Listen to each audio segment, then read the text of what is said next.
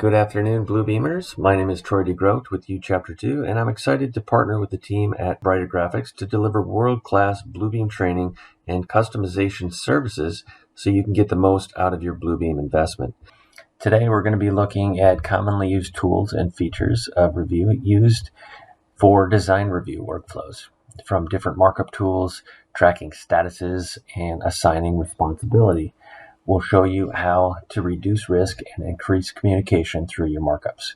So in design review, we want to make sure that we make clear and concise notes so that we're communicating with our team.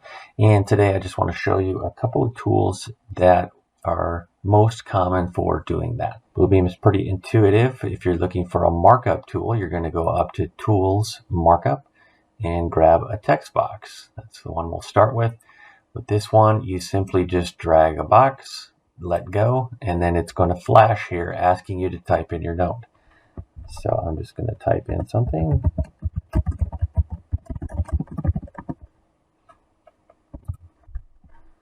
And there it is, a text with a box around it. After this is placed, you can move this around wherever you need that to be. You can adjust the size of the box if you want that to look different.